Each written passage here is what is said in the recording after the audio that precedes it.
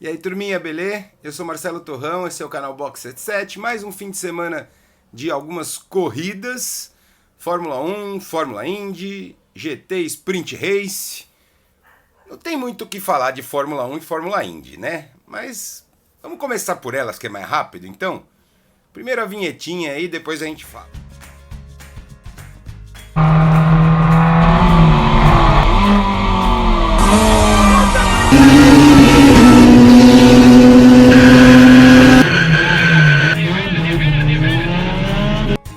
Bom, Fórmula 1, mais um óbvio acontecendo, uma corrida chata, como todas. Vitória do Lewis Hamilton, segundo lugar para o Bottas, terceiro para o Verstappen. Oh, que surpresa, né? Enquanto não mudarem as coisas ali na Fórmula 1, a gente vai continuar vendo corridas chatas e com os mesmos resultados. Infelizmente, é o que tem.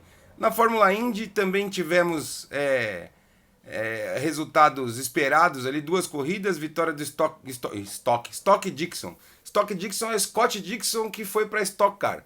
Scott Dixon e outra de Joseph Newgarden, que também são pilotos que andam sempre na ponta ali. Isso também não é um demérito, a maioria das categorias sempre tem um ser dominante, mas na Fórmula 1 tá ficando chato já, né? Essas foram as corridas que eu vi também. Então, como eu faço na maioria dos fins de semana, eu vou focar numa categoria e essa categoria não podia ser outra a não ser a GT Sprint Race. Duas corridas no autódromo do Velocitar, em Mogi. Aquele autódromo maravilhoso que não tem quem não goste, né?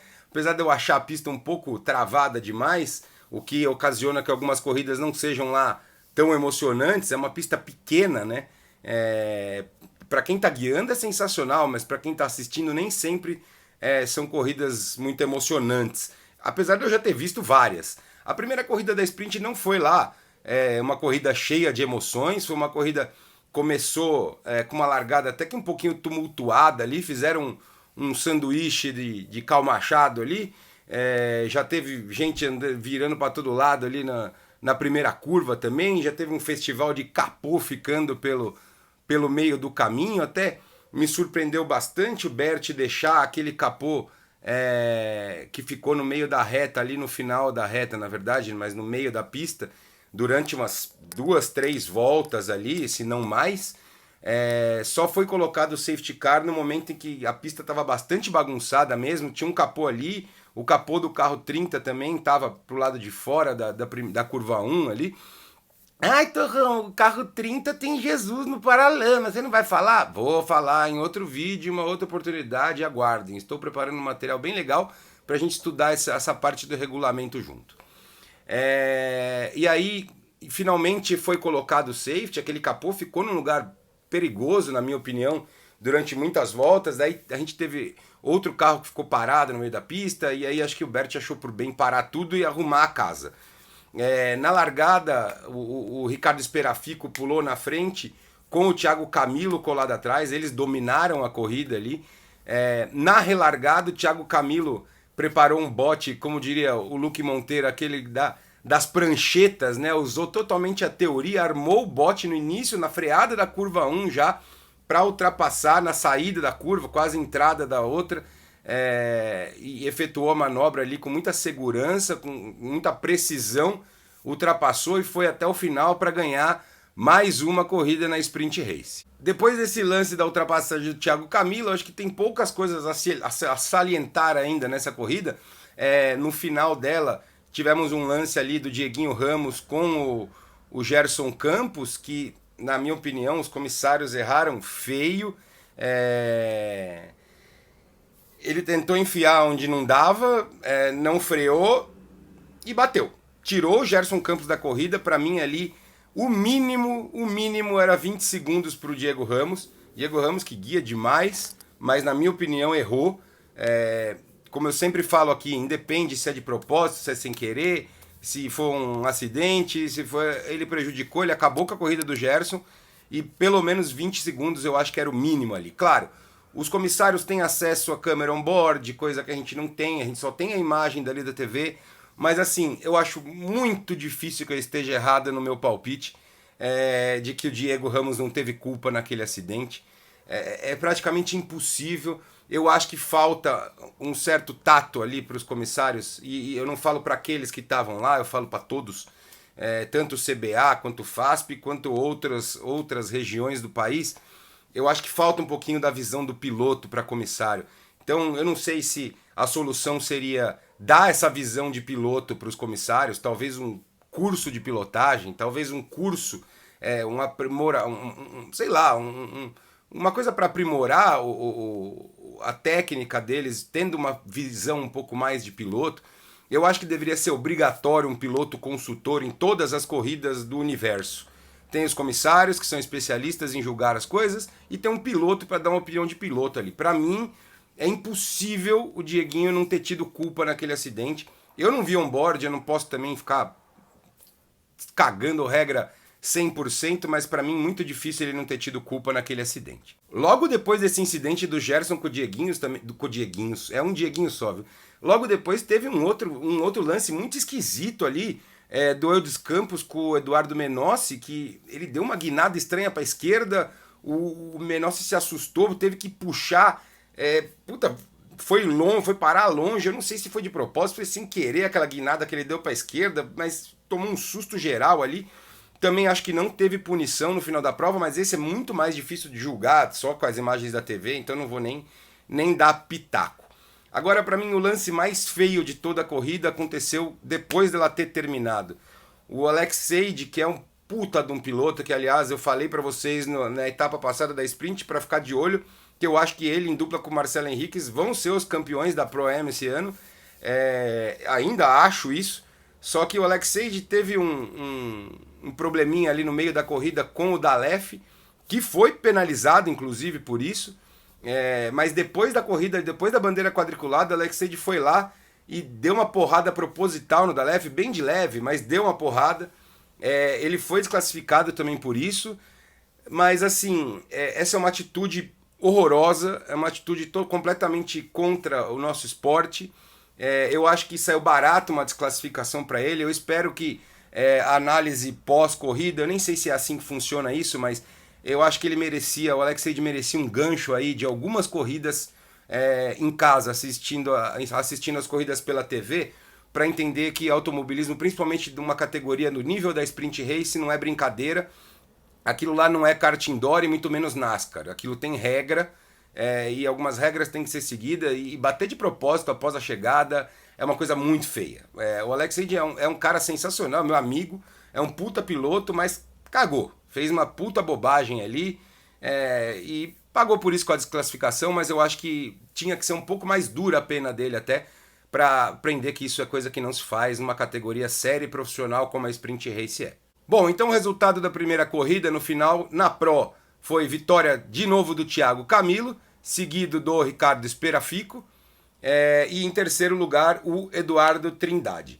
Na Pro-Am, o grande Léo Torres ganhou, o Léo Torres também que, guia demais, e vem mostrando cada vez mais evolução nos carros da Sprint, ganhando corrida aí na categoria Pro-Am, seguido do Pedro Ebrahim e do Henrico de Luca, que é molecão também e já conseguiu uma terceira colocação aí na estreia dele da Sprint Race. Na AM, vitória do Pedro Costa, seguido do Edson Cortez e do Paulo Borges. Eu não entendi muito bem por que o Pedro Costa tá na AM.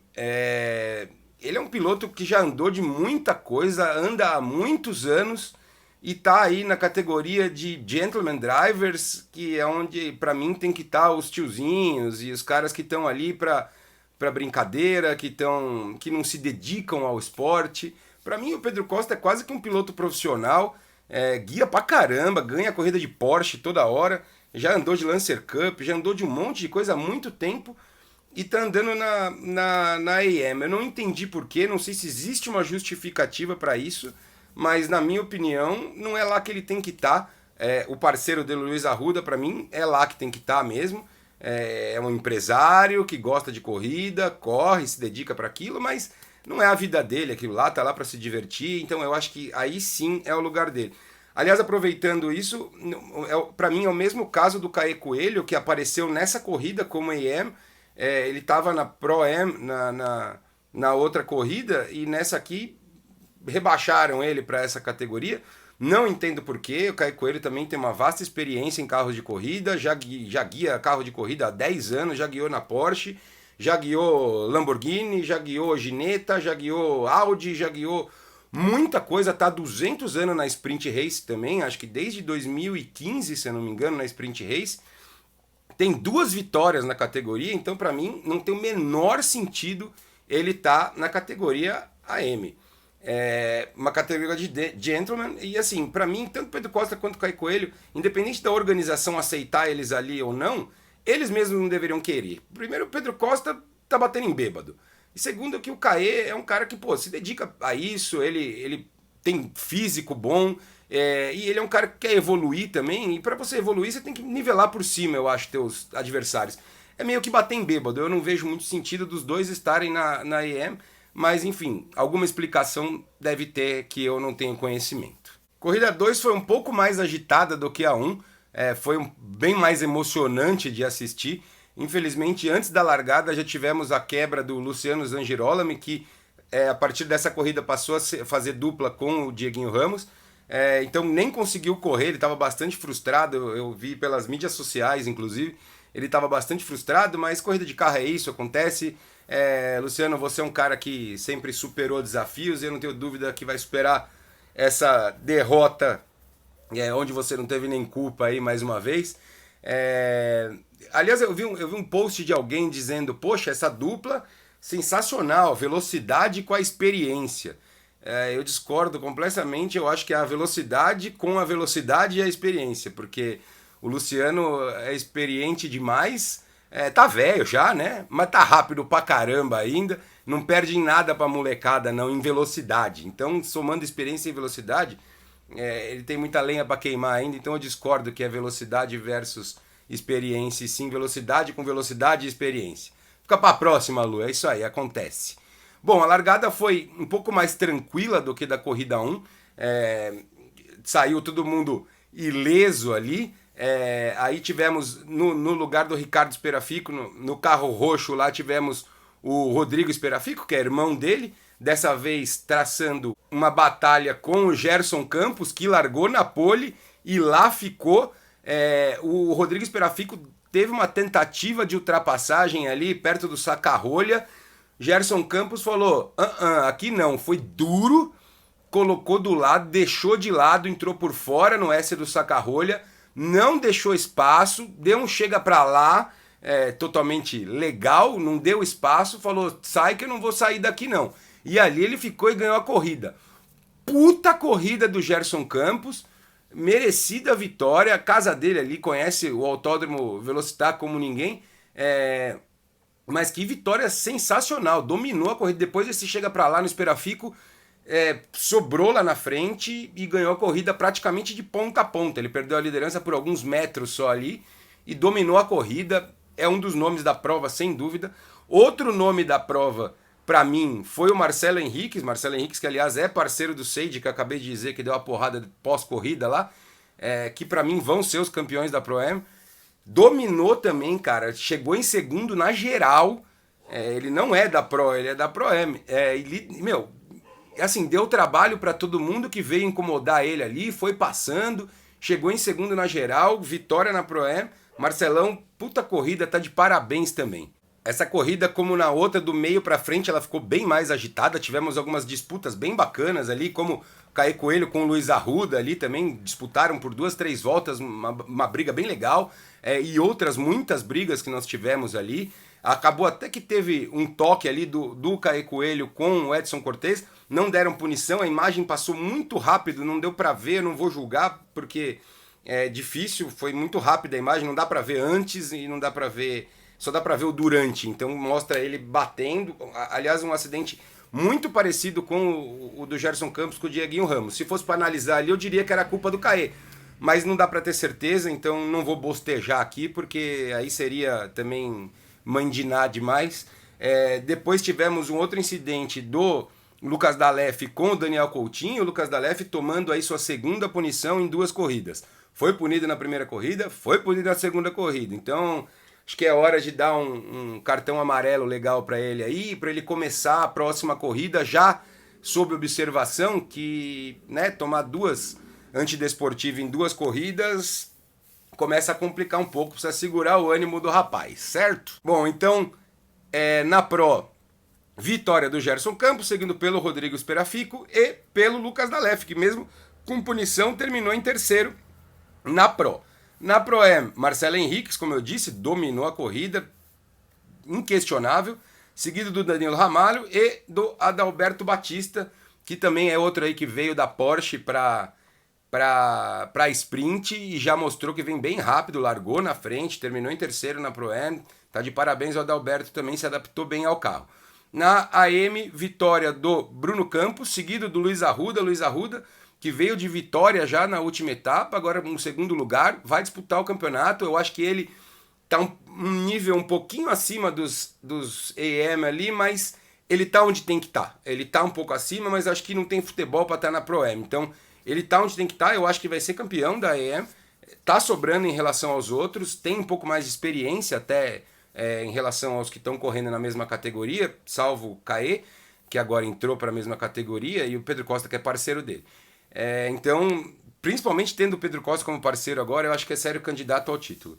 Em terceiro ficou o Paulo Borges, que também sofreu uma punição, salvo engano ele tinha ganho na EM, com a punição caiu para o terceiro lugar. Certo, pessoal? Então é isso, não tem muito o que dizer desse fim de semana, fiz um comentário rapidinho aqui, porque por incrível que pareça, a nossa meia dúzia de inscritos cobra quando eu não faço, viu? Eu recebo mensagens falando, cadê os comentários da corrida? Então tá aí, comentário da Sprint Race, eu vou sempre fazer dessa forma. Quando eu achar que eu devo colocar 2 categorias, eu vou colocar. Quando eu achar que eu devo colocar uma só, eu vou colocar. Eu não quero vídeos muito longos, porque ninguém é obrigado a ficar vendo eu falar por muito tempo também, né? Mas então tá aí, mais um fim de semana excelente de provas da GT Sprint Race. Parabéns ao Thiago, parabéns a todos os organizadores, pilotos. É uma categoria do caralho, vocês estão de parabéns. Fórmula 1 e Fórmula Indy eu não quero falar, tá? E para você que quiser ver aí mais algumas análises de corrida, tem aqui a anterior da GT Sprint Race, da outra corrida. Para você que não viu o começo de temporada, clica aqui na minha cara, ó, que você vai ver a análise da outra corrida também. Certo, pessoal? Então tá bom, é isso aí. Não sei quando a gente volta, eu ia falar quarta, não sei se é quarta, se é quinta, mas a gente volta aí com outro vídeo em breve. Muitas novidades por vir aqui no canal. Desculpa se eu tô furando um vídeo ou outro, mas eu prometo que vou fazer do jeito certo. Beleza? Tchau!